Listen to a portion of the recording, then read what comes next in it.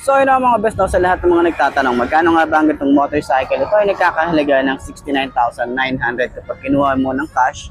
At syempre available din po yan sa installment, ilalagay ko sa screen nyo para at least meron tayong reference kapag kumuha tayo ng hulugan and kung ano nga ba yung mga available terms na meron sila. So, tingin mo, sulit nga ba ang presyo niya? Comment nyo naman yan at para dun sa lahat ng mga nakagamit na ng ganitong motorcycle, baka pwedeng i-share dyan sa comment section. Ano nga ba yung mga naging experience nyo sa motorcycle na to? Ayos na ayos siya. So, ayun ang mga best no, sa lahat ng mga nagtatanong, magkano nga ba ang ganitong motorcycle? Ito ay nagkakahalaga ng 65,000 kapag kinuha nyo ng cash. At syempre, available po sila sa installment, ilalagay ko sa screen nyo para at least meron tayong reference kapag kumuha tayo ng hulugan. Meron din yung rebate. Okay? So, sa lahat ng mga gustong bumili nito, ayan po, so sa tingin nyo, sulit nga ba ang presyo niya ngayon 2026? Comment nyo naman yan at para dun sa lahat ng mga nakagamit na ng ganitong motorcycle, baka pwede nyo i-share dyan sa comment section. Ano nga ba yung mga naging experience nyo sa motorcycle nito? Ayos na ayos siya. So, yun ang mga best no, ngayon 2026. Bagong taon, bagong motor at available nga po ulit dito sa may Mitsubishi Plaridel branch at any branch naman available tong Keyway Icon 125i. Okay, ito yung sinasabi nila na parang pinaliit na Honda Click 160. So, yun ang mga best no, ngayon 2026. Ayan, maraming nagsasabi at marami talagang nagko-comment na sabi nila ay marami daw or kamukha daw nito Sparkle 125i ang Honda Click 125. So sa tingin nyo sulit nga ba? Sulit nga ba yan? Sa tingin nyo, kamukha nga ba? So yun ang mga best no, available nga po rito na isang unit dito sa may Mitsubishi Plaridel branch, ang Keyway Icon 125i. So ikutan natin to para dun sa lahat ng mga gustong bumili ng ganitong motorcycle. Ayan. So marami nagsasabi na parang pinaliit siya na Honda Click 160. Mukhang tama naman sila. Okay, mukhang tama naman. May pagkakahawig, medyo maliit lang talaga siya. Compact na compact yung design niya. Unahin natin dito sa harap. Meron tayong parang maliit na windshield dito. So pwede nyo palang palakihin to or pwede kayo maglagay dito ng iba pang windshield or malaki or medyo mataas pa. Pwede pala kayo dito. Tapos kung may mga nagko-custom na side mirror, pwede pala. Marami pala tayo rito magagawa. Okay, so may mga design tayo rito. May matte finish na black. May mga maliliit siyang details dito na glossy red nga pala to. Combination ng black na matte finish. Ayan. So meron din tayong brake lever dito. Iba lang din yung itsura niya. Iba yung kanyang design. Pero brake lever pa rin yan. Okay. So may Keyway tayo na logo. Ayan. Tapos may mga side dito, may mga side na design dito na parang palubog. Alam mo yun, parang nakalutang siya. And yung signal light niya dito sa side, yung daytime running light niya.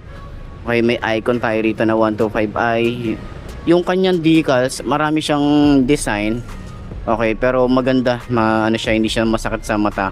Bagay na bagay yung decals niya. Tapos yung kulay, meron tayong white, red. Tapos may kulay gray. Ayan, hanggang dun sa side na yon. So LED yung ating headlight, maporma. May mga sharp design din tayo rito. Ayan, no. Ganda, di ba? And fender, flexible, tsaka malapad. Naka-telescopic fork din tayo rito. Single disc brake, single pad caliper. Naka-cordial yung kanyang brand para sa tires. Ang size naman dito ay 80 by 90 by 14. Naka-tubeless na rin tayo rito. Naka-mugs na rin tayo rito. Maganda rin yung mugs niya. Sa side naman, meron tayong gulay board. Si Sparkle 125. Kita nyo naman yan. Ganda ng design, no? Pang ano siya pang flagship no? Mukha siyang watawat ng Pilipinas. Kulay yellow na lang yung kulang. Okay, sana nilagyan nila ng kulay yellow dito. 'Di ba? Parang plug na yung itsura or yung decals na meron to. Pero ganda nung decals niya. So sa lahat ng mga 125 na Sparkle, ito yung nagustuhan ko, yung kulay white. And then yung kanyang colorway ng decal. Gusto ko yung itsura niya compared dun sa ibang kulay. So pakita natin yung ibang kulay. Meron silang black. Ito katulad nito, black. Ayan. Black and gold naman to. Yung isa-isa. Then sa iba naman, kulay cyan color and black. Ayan. Pero yun na nga, yung design, tingnan nyo naman. So marami nagsasabi sa headlight ni Honda Click 125 is same daw nung kay Rusi. Tingnan nyo naman din kasi, sobrang tulis din nito. 'Di ba? Sobrang tulis din talaga niya. Iba rin talaga yung itsura. Okay? So matulis, tas may mga matte finish din dito. Kaya sinasabi ng iba, halos hawig ni Rusi. Okay, yung bagong nilabas ni Honda. Pero ayan na yan. Okay, so nilabas na yan si Sparkle. Kasi iba yung itsura talaga ni Sparkle dun sa version 3 ni Honda Click. Ito kasi mas mahaba yung nguso ngayon. Halos paras na sila ng nguso. Magkaiba na lang dito is yung sa taas. Yung dito sa part na to. Yan, yun yung pinagkaiba na lang nila. Kasi yung kay Honda Click na 125, parang Honda Click 160 yung datingan niya, lalo na yung sa likod. Pero ito kasi pumayat, 'di ba? Payat siya compared dun sa Honda Click. Okay? So ayan, LED yung ating headlight. Meron tayong daytime running light, signal light nandito din. Fender niya, malambot din, flexible. Naka-telescopic fork, may Rusi na emblem. Ayan, may naka-engrave dito. Diba? May naka-emboss no? Ayan, naka-emboss pala siya. Nakalutang siya. Ayan, naka-single disc brake. Naka-dual pad caliper. Ang size dito sa harap ay 80 by 90 by 40. Naka-tubeless na rin yan. Ay, hindi. Tube type pa pala to. No, pero pwede nyo pa-tubeless yan. Ayan. So, sa kanyang mugs, meron tayong spider mugs na tinatawag dito. Dito pa rin naman yung ating battery. Okay, so wala lang din tayo rito ng side stand kill switch. Maliit lang yung ano nyo, yung pinakaulo ng side stand nya. Ayan. So dito naman meron tayong utility hook, side pocket. Dito lang, meron lang tayo rito sa isang side. Tapos USB charging port, meron tayong dalawa rito, Type C and Type A. And sa ating ignition, meron tayong secret key or emergency key. Dito rin binubuksan yung seat natin sa ignition. Ayan. So kagandahan din, naka digital panel na rin tayo rito. Meron tayong set and mode. Switches niya, meron tayong kill switch. Naka automatic on na yung ating ilaw kapag nag engine start tayo. Ito electric starter lang yun nandito. Grip niya makapit, and yung throttle medyo malalim. Front brake smooth naman. Rear brake smooth lang din. Makapit yung grip. High and low. Oh, may flasher din pala tayo rito. Ayan. Signal light and hazard switch. Meron din tayo rito. Busina. Ayan. Gusto ko yung kulay nung gray dito. Ano siya? Very premium yung datingan niya. Sa upuan, malapad din. Tsaka makapal. Ang foam. May stitches. Stitches din. Malapad yung ating pa-OBR. Dito sa OBR yung upuan. Tsaka yung foam niya ano din, makapal din. Meron tayong helmet hook. Compartment medyo maliit lang. Yung gas tank natin dito, ang ganda ng design. May saluan ng gas kapag in case na matapon. Meron na rin tayo ritong bracket para sa top box natin. So kagandahan, top box na lang yung bibili natin. Okay? So hindi siya ganun kaporma para dun sa bracket natin. Pero at least goods na yan, binigay na ni Keyway para sa atin. Okay? So sa side naman yung Icon 125i. Ito, ang ganda rin ng decals nya. 'Di ba? May mga maliliit din details dito. Ma-appreciate mo yung mga ganitong design. Foot pegs para sa angkas, metal. Ito okay, metal naman yan. May kickstart pa rin tayo rito sa side. Okay, sa panggilid nya. Yung keyway nakabaliktad, mali yung pagkakadikit. Nakahiga siya. Dapat yung keyway nakawaganon, 'di ba? So, yun lang yung napansin natin dito. And naka monoshock tayo dito. May keyway din na naka-engrave dito. Naka drum brake dito sa likod, naka cordial din tayo rito. Ang size naman ay 90 by 90 by 14. Maganda yung kanyang tires, maganda yung design. May tire hugger din tayo rito. And yung pinaka gusto ko dito, yun maganda rin yung mugs niya, pero sana dito kulayan nila ng gold, mas maganda. 'Di ba?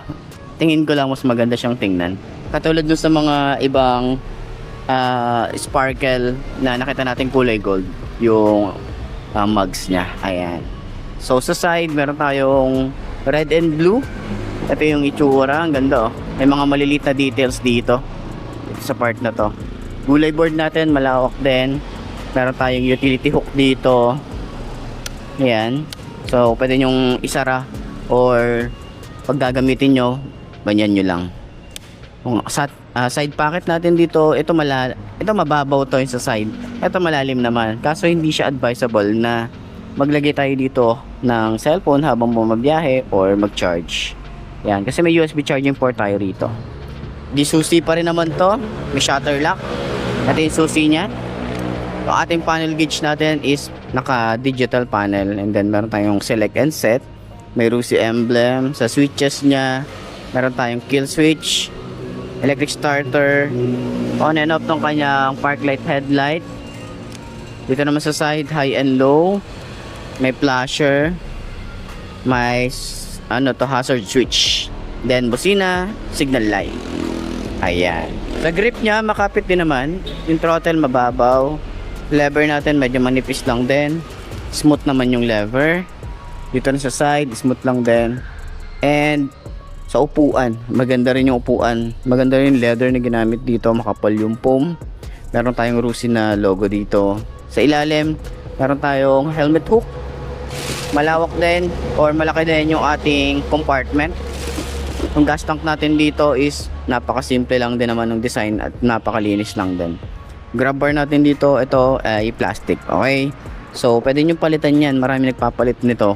Kaya siguro inaisip ni RUSI na plastic yung ilagay kasi marami naman talaga nagpapalit or naglalagay ng top box.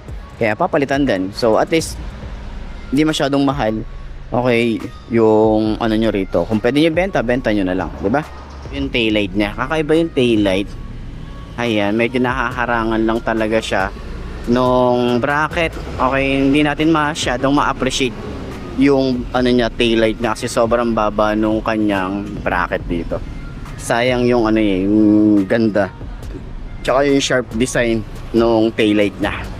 Ayan, kung siguro medyo mababa yung taillight, okay pa ma-appreciate natin 'di ba? Pero ayan nga, medyo tagulang. Yun lang yung napansin natin dito, medyo tagulang siya. Signal light natin dito, ingat lang tayo dito kasi naka-fix siya and baka prone to sa sira or masagi, 'di ba? May mga design dito na maliliit, parang carbon fiber finish, may plate light, reflector, lagay ng plate, may reflector din dito side by side. Okay, so sa side naman yung tambucho, wala pala tayo ritong swing arm. Tambucho natin dito, mataba din siya. Ayan yung design niya, para may nakausling. Joke, para may nakausli rito. Yung etits di ba? So yung ating cover, ito plastic. Naka air cooled nga rin pala ang isang to. So ayan, sa tingin nyo sulit nga bang pumili ng Keyway Icon 125i? So ayan, meron tayong isang unit dito, kulay red. Ang ganda niya pag naaarawan, ayan. So puntahan nyo na lang dito sa mga gustong bumili ng ganitong motorcycle. Sana nakatulong tong video na to sa lahat ng mga mag-i-inquire. Pwede nyo akong kontakin. Okay, so ayos siya. So sa ilalim pala ng upuan, pwede tayong maglagay ng mga papers. Ayan. Or basic tools. Sa side naman, meron tayong 125 dito, may kulay red. Ito naman yung sparkle, ang ganda rin ng emblem. Kita nyo yan. Ayan, ang ganda ng sparkle na emblem. And then, meron tayong decals dyan. Minimalist talaga yung datingan niya. Foot pegs, meron tayong metal na part dito. Ito lang yung pinakakabitan ng foot pegs niya. So, naka-air cooled tayo rito. Meron tayong cover, and then yung tambucho niya, napaka-cute lang ng tambucho. Hindi talaga siya usually na ginaya yung Honda Click, pati yung tambucho. Ito kasi, ibang-iba yung tambucho na nilagay dito. So, hindi natin masasabi na gayang-gaya siya, okay? So, meron tayo rito na goma para sa mga talsik ng putek. Para sa mga talsik ng putek, meron tayong tire hugger. Swing arm, wala tayong swing arm dito. Okay, pero naka-drum brake tayo rito. Ang kanyang size dito sa likod ay 90 by 90 by 14, naka-tube type. And dito naman sa ating taillight, maganda yung design ng taillight Ayan So meron tayong kulay red and white dito, yung kanyang park light. Ito naman yung signal light niya, flexible. Plate light, reflector, lagay ng plate natin dito malapad din. Naka-monoshock tayo rito. At kagandahan din, meron tayong kickstart. Meron tayong kickstart in case na kailangan natin or hindi natin na-monitor yung ating battery. Ayan. So, dito naman, ating side stand, wala tayong kill switch dito. So yun, para sa 65,000 sa tingin nyo, sulit nga bang bumili ng ganitong Rusi Sparkle 125? Sa forma, nandun yung forma, maganda yung forma, pero sa specs, ano sa tingin nyo? Diba, sa presyo talaga, sobrang sulit na tayo rito. Pero ayan, sana nakatulong tong video na to sa lahat ng mga gustong bumili ng ganitong motorcycle. Ayos na ayos siya.